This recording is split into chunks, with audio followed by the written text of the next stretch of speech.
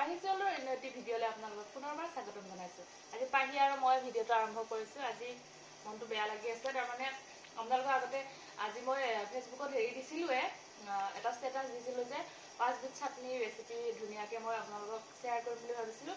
কিবা মোবাইলটো প্ৰব্লেম হ'ল, গোটেই ৰেচিপিখিনি মোৰ ডিলিট হৈ গ'ল। গতিকে মই এতিয়া ৰেচিপি গোটেইখিনি শ্বেয়াৰ কৰিবই নোৱাৰিম আপোনালোকৰ লগত। গতিকে মই কেনেকৈ বনাইছিলোঁ সেইখিনিকে আপোনালোকক দেখাম বুলি ভাবিছোঁ। এতিয়া আহক তেনেকৈ দেখাওঁ নহ'লে। আৰু এনেকৈ ঠাণ্ডা দিনত কোনে খাই ভাল পায় বাৰু, বাদাম পিঁয়াজৰ লগত আমি এনেকৈ খাওঁ। এতিয়া আহক ৰেচিপিটো কৈ যাব পাৰিম আৰু দেখাব নোৱাৰিলেও আপোনালোকক দেখাই আছোঁ বাৰু। এয়া মই বনাইছিলোঁ অথনি, এইটো বিলাহীৰ চাটনি বনাইছিলোঁ। বিলাহী এটা পুৰি লৈছিলোঁ গেছতে, আপোনালোকৰ যেনেকৈ সুবিধা হয় তেনেকৈ পুৰি ল'ব। আৰু জলকীয়া দুটা পুৰি লৈছিলোঁ, তাত আদা নহৰু দুফুটামান আৰু অকণমান ধনিয়া পাত দিছোঁ, দি কেনে সেইটো গ্ৰাইণ্ড কৰি লৈছিলোঁ।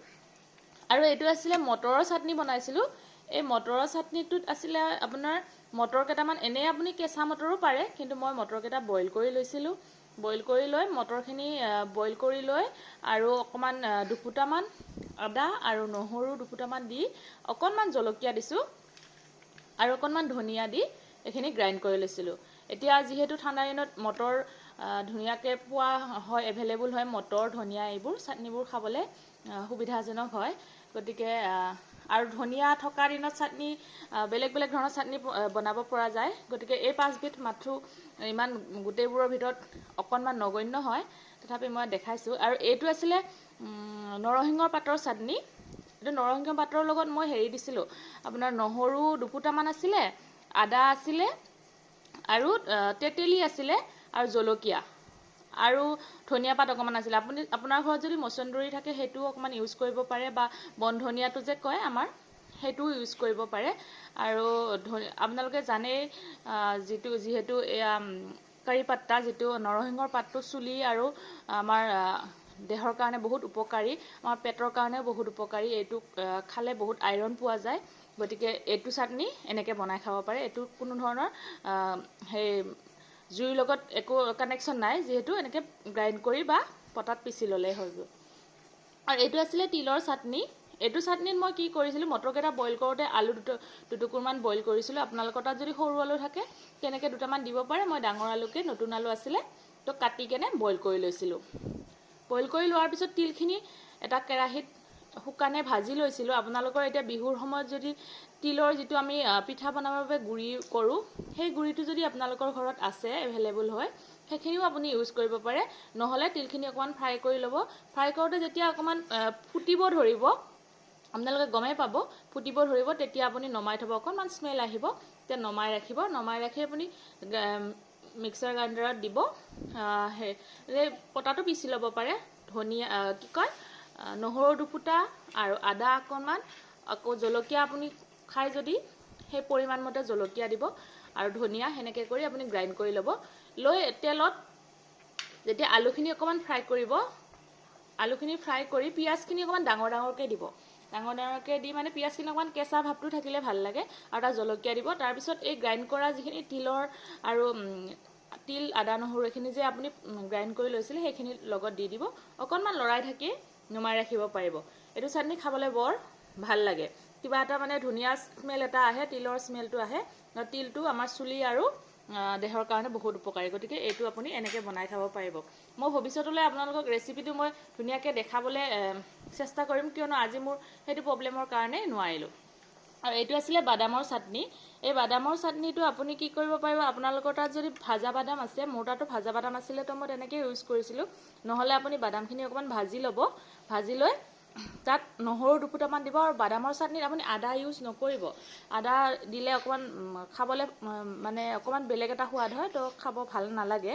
গতিকে আপুনি আদা নিদিব, নহৰু দুফুটামান দিব। আৰু বাদামখিনি ভাজি লোৱা বাদামখিনি পাৰিলে আপুনি বাকলি যিমানখিনি পাৰে আঁতৰাই ল'ব।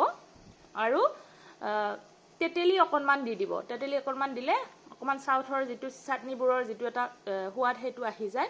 গতিকে আপুনি সেইখিনি গ্ৰাইণ্ড কৰি তেনেকৈ ল'ব। আৰু এই চাটনিটোৰ বিশেষত্ব হ'ল, যিটো বস্তু নহ'লেই নহয়, মানে দিলে খুবেই ভাল লাগে সেইটো হ'ল নৰসিংহৰ পাত। নৰসিংহৰ পাতটো আপুনি অকণমান কেৰাহী এটাত তেল গৰম কৰি নৰসিংহৰ পাত দুটামান ফুটাই দিব। ফুটাই দি তাত এটা জলকীয়া ফুটাই দিব আৰু পিঁয়াজ ধুনীয়াকৈ পাতল পাতলকৈ মিহি মিহিকৈ কাটি লোৱা পিঁয়াজ অকণমান ফ্ৰাই কৰি ল'ব আৰু সৰু সৰুকৈ বিলাহী পাতলকৈ বিলাহী অকণমান কাটি ল'ব। তাত বিলাহীখিনি দি দিব। দি অকণমান যেতিয়া আমাৰ যেনেকৈ আমি মাংস বনাব কিবা বনাব বেলেগ কিছুমান ধৰক পনীৰ দমেই হওক তেনেকৈ বনাবৰ কাৰণে যেতিয়া অকণমান গ্ৰেভি টাইপকৈ নকৰোঁ জানো পিঁয়াজ আৰু হেৰিটো, এতিয়া মই ভিডিঅ'টো দেখাব পৰা নাই কাৰণে আপোনালোকক এইটো মই মানে এক্সপ্ৰেছ কৰিব পৰা নাই বস্তুটো। গতিকে সেনেকৈ ধৰণত গ্ৰেভি টাইপ বনাই ল'ব। লৈ এইখিনি যিখিনি আপুনি বাদাম আৰু তেতেলী এইখিনি যে আপুনি লৈছিলে গ্ৰাইণ্ড কৰি সেইখিনি লগত দি দিব। দি আকৌ অকণমান মানে গ্ৰাইণ্ডাৰটো অকণমান ধুই কেনে পানী দিয়াৰ নিচিনাকৈ 2 চামুচমান পানী দি দিব তাতে। দিয়াৰ পিছত এইটো ৰূপ পাব। গতিকে এইটো এনেকৈ বনাই খাবচোন। আৰু বহুত চাটনি ৰেচিপি আছে দিবলৈ আপোনালোকৰ লগত শ্বেয়াৰ কৰিবলৈ। গতিকে আপোনালোকে মোৰ ভিডিঅ'বোৰ কণ্টিনিউ কৰিব।